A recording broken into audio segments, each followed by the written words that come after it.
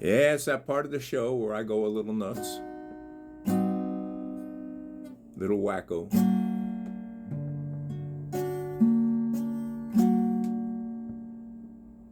Just a side note on this. That sounded a little strange there. Maybe I need to adjust my capo. Maybe I need to adjust my brain. I always say make sure you pay full price for circumcision.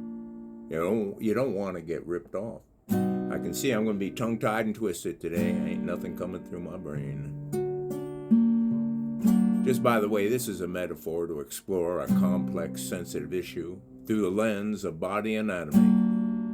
An inherited tradition, it's emotionally bare, intended to provoke thought, not division. It speaks to identity, consent, and questioning norms for human growth.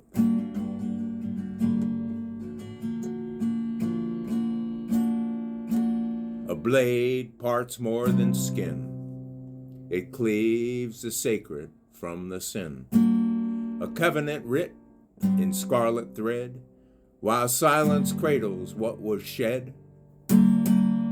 No cry weighted against tradition's hand, no plea to halt, no voice to demand. Why mercy stops where custom starts, and grace is measured in stolen parts.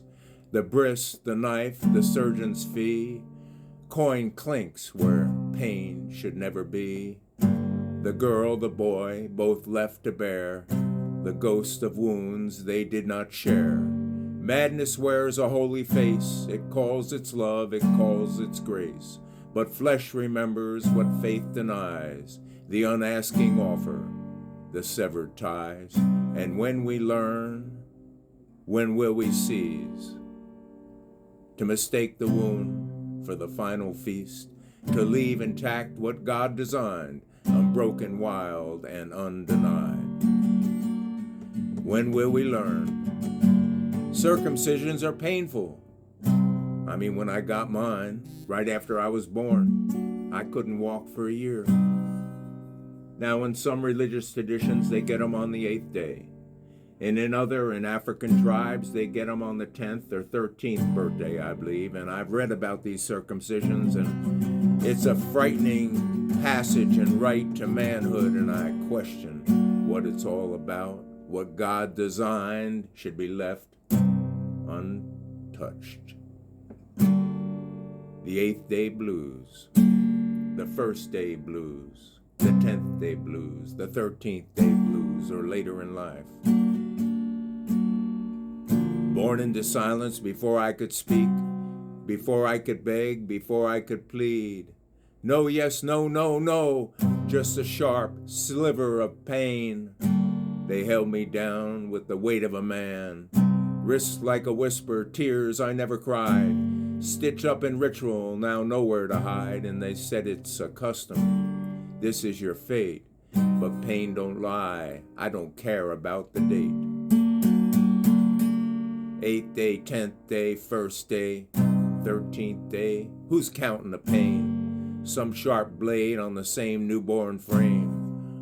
A mogul's hand, a doctor's bill, blood on the gauze, the silence still.